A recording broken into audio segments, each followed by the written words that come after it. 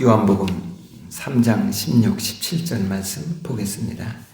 하나님이 세상을 이처럼 사랑하사 독생자를 주셨으니 이는 그를 믿는 자마다 멸망하지 않고 영생을 얻게 하려 하심이라. 하나님이 그 아들을 세상에 보내신 것은 세상을 심판하려 하심이 아니요 그로 말미암아 세상이 구원을 받게 하려 하심이라. 아멘. 오늘 제목을 이렇게 적어봤습니다. 하나님이 사랑하는 한 사람, 이렇게 적어봤습니다. 그러니까 제 마음속에 이 제목을 이렇게 적은 것은 하나님이 사랑하는 그 한 사람이 누구냐? 바로 당신입니다. 이 말을 하려고 그러는 거예요. 당신이 하나님이 정말 사랑하는 한 사람. 이게 이제 저 아프리카에 선교사님으로 이렇게 나가 있는 어느 선교사님의 이야기가 이런 이야기가 있습니다. 그 선교사님이 이제 그 아프리카의 사람들이 이제 복음을 전하잖아요. 그래서 복음을 전해서 그들이 예수를 믿고 그렇습니다. 그리고 이제 그들에게 경건 훈련을 가르치고 그래서 계속 성경을 묵상하고 이렇게 합니다.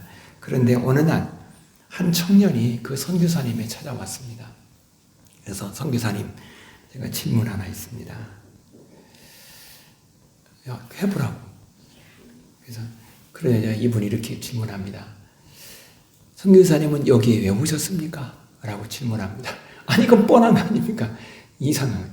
아니, 그래서 이분이 갑자기 저 친구가 왜 이 질문을 하지? 하고 이제 순간 이렇게 잠깐 당황했습니다. 그래서 이분이 이렇게 대답을 이렇게 했습니다. 나는 이곳에 있는 많은 사람들을 예수 믿게 하고 구원받가 하나님의 뜻을 따라서 복 있게 살도록 하게 하기 위하여서 그 일을 위해서 나는 여기에 왔다고 이렇게 말을 합니다. 그러자 그 청년이 말을 합니다. 선교사님, 틀렸습니다. 이게 더 당황되는 거예요. 아니, 내가 지금 잘 말했다고 생각했는데 그게 무슨 말이야? 내가 틀렸다니? 선교사님 말이 틀렸습니다. 옳은 대답이 아닙니다. 하나님이 나를 사랑해서 나를 구원하기 위해서 하나님이 선교사님을 이곳에 보냈습니다. 이렇게 말하더래요. 이런 놀라운 고백 아닙니까? 우리가 사랑이 깊어지고 사랑이 성숙해지고 그러면 어떨까요? 처음에는 이렇게 우리 여기 있는 모든 공동체를 다 사랑하고 귀하고 그렇습니다. 그러다가 그 사랑의 그 절정이 이르고 젖어지 못해요. 그것이 어느 때 오늘 이 자리는 나를 위해서 있었구나. 이런 거예요. 이 교회를 하나님께서 세우셨습니다. 81년도에 세우셨습니다. 그리고 우리는 이렇게 생각할 수 있습니다. 이 지역에 있는 수많은 사람들을 구원하기 위해서 이 교회를 이곳에다 세우셨습니다. 맞죠? 그건 맞아요. 그런데 그 하나님의 사랑이 더 깊어지고 깊어지면 돼요. 하나님이 이 교회를 왜 세우셨을까? 나를 구원하여서 여기서 나를 통해 예배를 받기를 위해서 이 교회를 세우신 것입니다.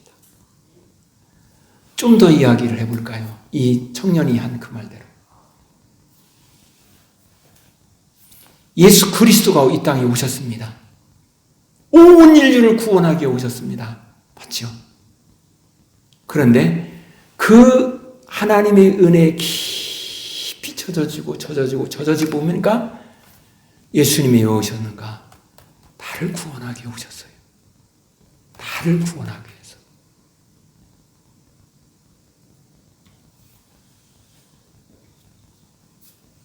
하나님께서 온 인류를 다 사랑하십니다. 그 사람이 어떠한 사람이든 다 사랑합니다. 그런데 그 사랑에 내가 깊이 젖어지고 보니까 하나님이 나만 사랑하는 것 같아요. 여러분 어떻습니까? 하나님이 나만 사랑하는 것 같아요. 지구 촌에 수십억의 사람들이 있는데 그 사람들을 다 하나님이 지켜보시고 보시는데 그 하나님의 사랑이 젖어지고 보니까 하나님이 나만 쳐다보는 것 같아. 나에게만 집중하여 있는 것 같아. 그게 사랑이 아닐까 생각합니다. 어린아이가 이제 그 형제들이 서로 막 돕니다. 그러다가 이 아이들이 막 노는데 이제 엄마가 어느 한 아이에게 더 이렇게 집중해서 그 아이하고 이야기하고 막 깍꿍하고 놀고 놉니다. 그러니까 옆에 아이가 나를 쳐다보라고 나를 봐달라고 그냥 그 앞에 가서 엄마 어쩌고저쩌고 엄마 어쩌고저쩌고 그러지 않습니까? 왜? 엄마가 싫어서가 아니라 내가 엄마가 너무 좋은 거야. 그래서 그 엄마의 사랑을 내가 그냥 온전히 내가 그래서 엄마 나만 사랑해. 이기적인 것 같은데 그 사랑이 깊어지니까 그 사랑이 그런 마음으로 이렇게 변화되고 성화되는 것을 볼 수가 있습니다. 하나님이 나를 얼마나 사랑하는지를 알게 되면은 세상에 그 하나님의 사랑보다 더 큰 사랑이 어디 있을까라고 우리는 생각을 해요.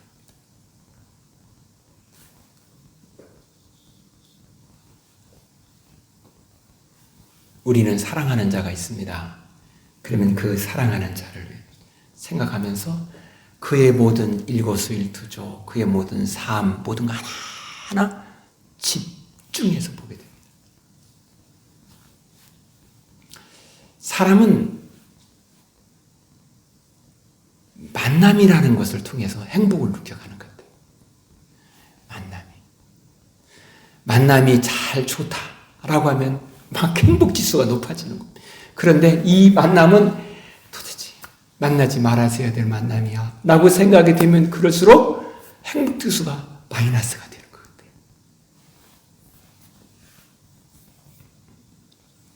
다른 말로 말하면 만남은 우리가 삶을 살아가는데 피할 수 없는 우리의 삶에 반드시 일어난 일입니다. 그런데 그 만남의 성격에 따라서 달라지는 것입니다. 사랑하는 사람을 만났을 때 최고의 만남이라고 그렇게 이야기를 합니다. 우리의 삶 속에서 최고의 만남이 어떤 만남일까? 우리가 그냥 쉽게 생각을 해보면 먼저는 부모님과의 만남입니다.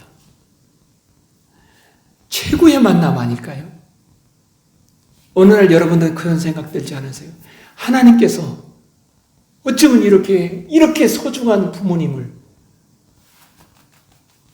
내가 만나게 해줘서 내가 이 부모님의 자녀가 되게 해주셨다는 거. 그게 행복이 아닐까요? 이게 반대로 가면은 행복지수가 떨어지는 것입니다.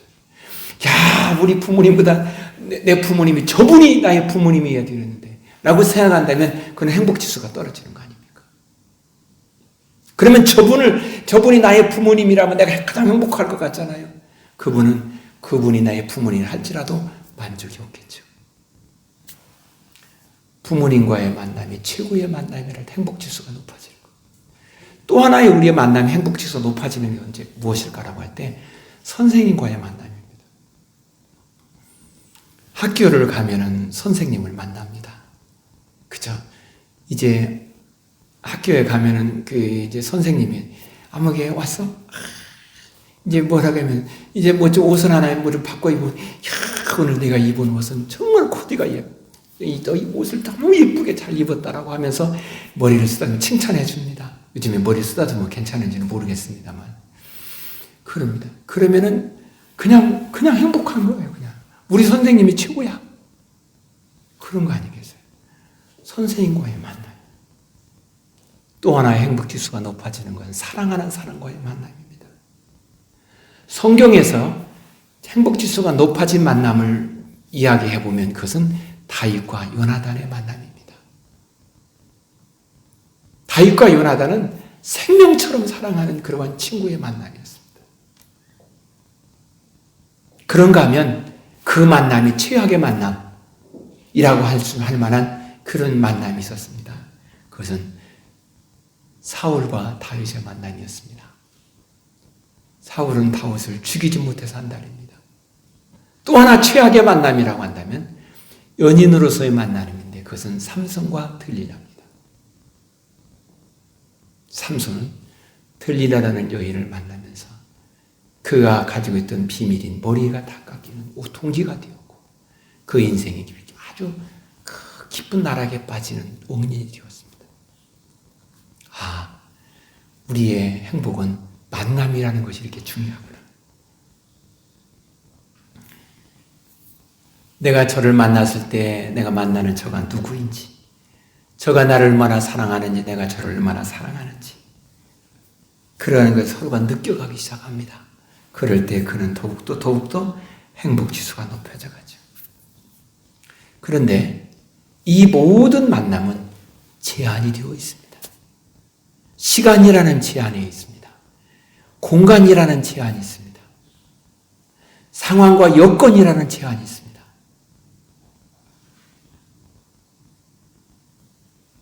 그런데 어느 한 분이 있습니다.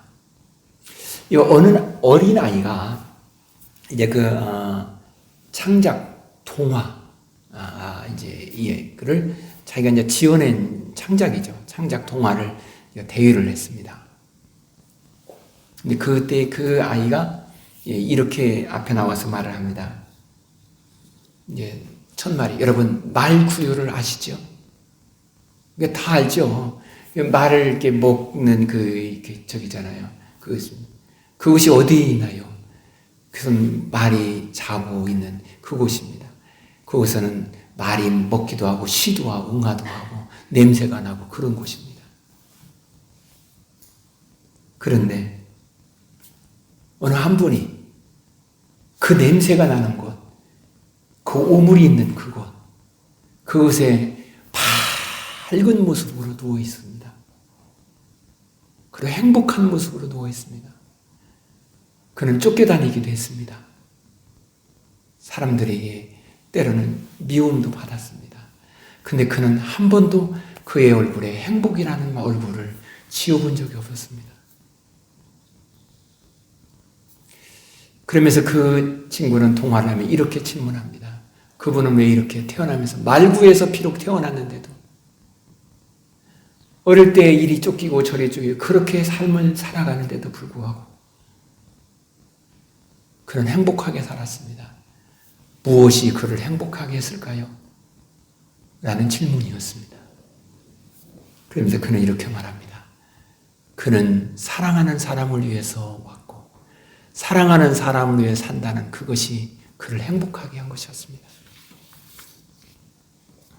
그는 그의 삶의 목적이 있었고 지금 그의 발걸음이 그의 삶의 목적을 향하여 가고 있다는 것, 그것이 그를 행복하게 만들었습니다. 그것이 동화의 내용이었습니다. 여러분 어떻습니까? 내가 사랑하는 사람과 함께 산다라는 것, 그 사람이 내 옆에 있고요, 그들 그와 함께 식사를 하고 함께 살고 있다는 것, 그거 행복하지 않은가요?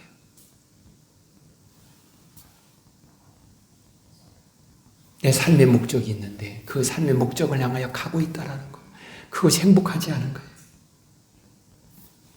그러면서 그 친구는 이렇게 말했습니다. 그분은 바로 우리 예수님이었습니다. 라고 말합니다. 비록 말구에서 태어났지만 사랑하는 우리들과 함께 있다라는 것, 사랑하는 아버지와 함께 있다라는 것이 그 예수님의 행복이었습니다. 그리고 아버지께서 원하시는 그 뜻이 내가 원하는 뜻인데 그 뜻을 향하여 가고 있다라는 것이 예수님의 행복이었습니다. 그렇게 말합니다. 예수님은 이 땅에 오셔서 환경이라는 것, 상황이라는 것, 여건이라는 것, 그거 개의치 않았습니다. 사랑하는 자와 함께 있다라는 것, 사랑하는 자의 원하는 그 뜻을, 그 목적을, 그 방향을 향하여 가고 있다라는 것, 그것이 그분의 행복이었고, 그리고 그 앞에 어떤 환경에 방해가 있어도 그 환경에 전혀 구애받지 않습니다. 어느 뮤지컬 배우가 이제 방송에 나와서 이제 인터뷰를 합니다. 하면서 그렇게 말을 합니다. 나는 지금 너무 행복하다고. 그게 묻는 거죠. 당신은 무엇이 이렇게 행복하느냐는 거예요. 나는 지금 내가 내 사랑하는 남편과 함께 살고 있는 것이 너무 행복하다. 그리고 내가 혹시 죽어도 하나님이, 거기는 하나님이라고 말하지 않았는데, 혹시 내가 다시 태어난다 할지라도 나는 이 사람과 결혼하겠다고. 난 너무 행복하다고. 그 말을 하면서 이 사람이 감격에 겨워서 눈물을 흘리고 있습니다. 그 사람이 행복할 거예요. 사람이 사랑하는 자와 함께 살고 있다는 것. 그 행복입니다. 이제 우리가 잘 알듯이 니마 그 강을 건너지 마오. 있잖아요. 그 영화도 나왔잖아요. 그 노래 그 주인공이 할아버지가 조병만 할아버님이죠. 그리고 그 할머니는 강계열 할머님이십니다. 98세의 할아버지, 그리고 할머니는 89세. 두 분이 그냥 이렇게 꽃길도 걷고 머리에다가 이렇게 탁 이렇게 꽂다가지고 할머니 머리에다 끼워주고 이러면 손 붙잡고 다니며 이렇게 다닙니다. 그러던 어느 날 그 집에 이제 그 강아지가 있는데, 이 마당이라는 강아지가 있어요. 그 강아지가 죽습니다. 그후부터 이 할아버지가 시름시름 몸이 아픕니다. 그러더니 어느 날 할아버지가 세상을 떠납니다.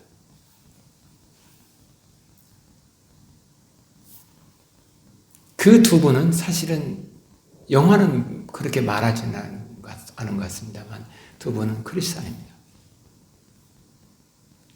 그리고 그분은 천국에 대한 이야기를 합니다.